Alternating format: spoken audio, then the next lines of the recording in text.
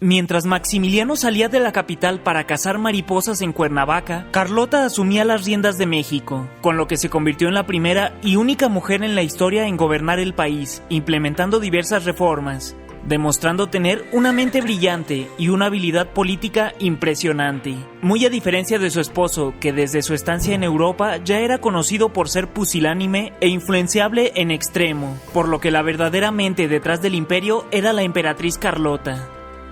Sin embargo, cometieron el error de ratificar las leyes de reforma declaradas por Juárez, separando a la Iglesia del Estado, perdiendo el apoyo de su principal aliado, el clero mexicano, y de los conservadores a nivel nacional e internacional. Para colmo, la sorpresiva retirada de las tropas francesas de regreso a Europa estaba haciendo tambalear el imperio, cuya caída se auguraba cercana.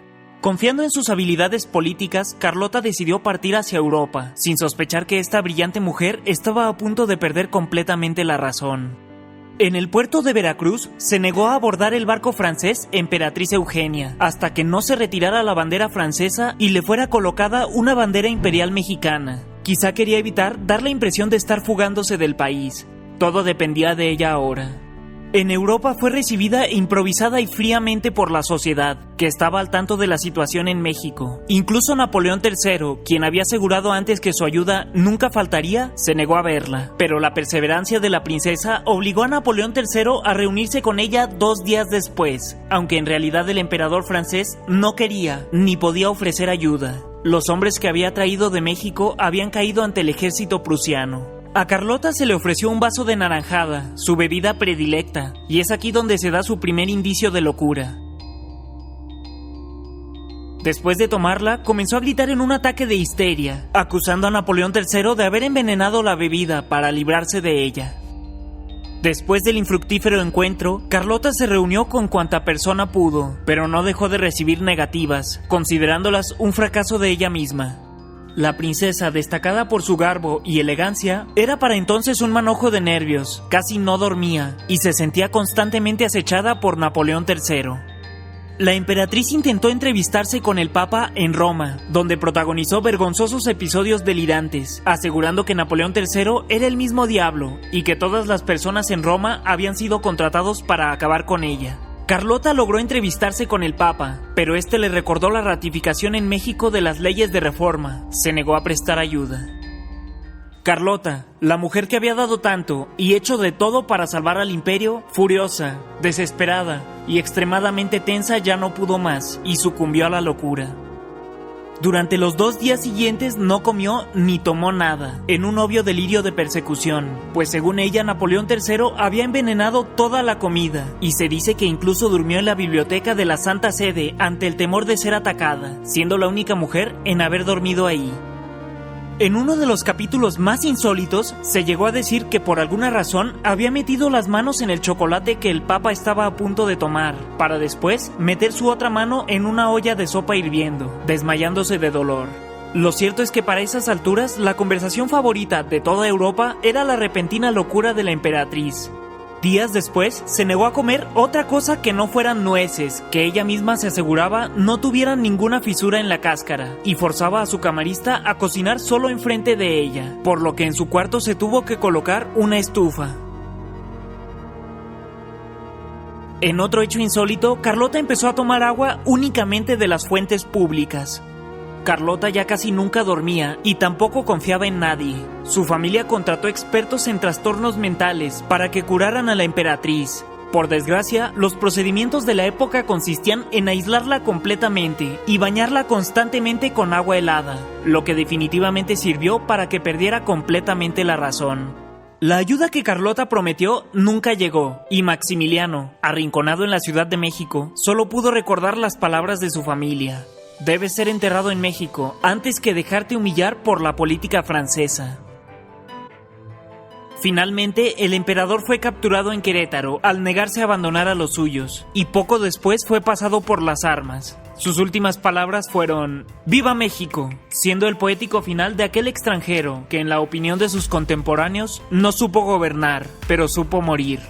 Desde entonces, los Habsburgos se referían a Carlota como el ángel de la muerte de Maximiliano, cuya voz de sirena hipnótica lo condujo a la perdición. La muerte de Maximiliano le fue ocultada a la princesa todo el tiempo posible, pero a la llegada de sus restos a Europa fue imposible seguir conteniendo la verdad. La emperatriz se desplomó de dolor, y sus últimos restos de cordura se desvanecieron. Desde entonces el remordimiento de no haber podido ayudar a su amado Maximiliano y a su fugaz imperio fue para ella imperdonable, un hecho que la atormentaría toda su vida. Carlota, que había sido fuertemente criticada por la sociedad de su época por nunca haber podido tener hijos, había encontrado cierto consuelo cuidando a su sobrino favorito, Leopoldo, quien en esas mismas fechas murió trágicamente de pulmonía, con lo que la emperatriz quedó completamente destrozada, y su locura se volvió definitivamente incurable. Desde 1869 escribió compulsivamente carta tras carta, sin destinatarios, algunas veces con letra ininteligible, y que por supuesto nunca eran enviadas. En sus cartas comúnmente escribía sus delirios persecutorios, afirmando que todos los que conocía la querían envenenar.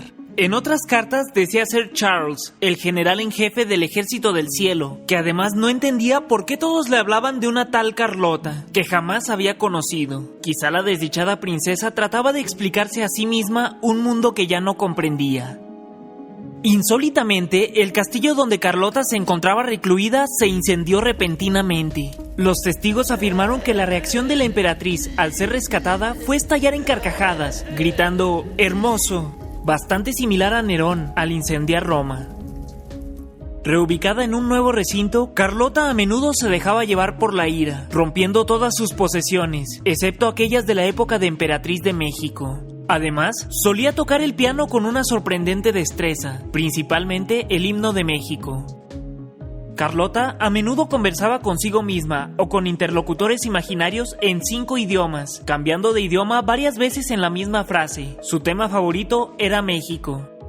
Cada 1 de mes, sin falta, metía un pie en una canoa vacía amarrada en un lago cercano. Nadie supo la razón de este extraño ritual, siempre puntual. De manera frecuente mandaba hacer lujosos vestidos que se limitaba a apilar, o vestía con ellos a una multitud de maniquíes con los que intercambiaba conversaciones e incluso bailaba. Su favorito era uno hecho de trapos, llamado Maximiliano. Se dice que cortó su abundante cabellera negra para colocársela a un maniquí, y aún casi calva ordenaba todas las mañanas que un ayudante le peinara el cabello. La locura de Carlota duró en total 60 años, encerrada en lo que ella denominaba una gigantesca roca, precisamente lo que ella quería evitar. En su lecho de muerte a los 86 años de edad, se cree que evocó a Maximiliano, diciendo: «Recuérdenle al universo al hermoso extranjero de cabellos rubios. Dios quiera que se nos recuerde con tristeza, pero sin odio». Después de un largo silencio, pronunció: «Todo aquello terminó sin haber alcanzado el éxito». La madre que nunca fue, la emperatriz de un imperio perdido, la viuda de un esposo distante, repudiada por la familia de Maximiliano y única sobreviviente de su propia familia, la desdichada emperatriz que alguna vez fue una mente brillante y de la que no se esperaban más que cosas grandes, dejó de existir en 1929. Ni siquiera la última voluntad de los emperadores de México, ser enterrados juntos, pudo ser cumplida. Pues mientras Maximiliano fue enterrado en la cripta imperial de Viena, Carlota yace en la ciudad de Bruselas, a más de 1000 kilómetros de distancia. ¿Qué piensas al respecto? ¿A qué se habrá referido la emperatriz con sus últimas palabras? Si te gustó este video, no te pierdas la segunda parte, donde analizaremos toda su historia antes de llegar a México y durante su estancia aquí. Muchas gracias a Javier, Manuel, Jaime, Itzel, Brenda Montalvo y a todos los que apoyaron la realización del presente video a través de nuestra página de Facebook.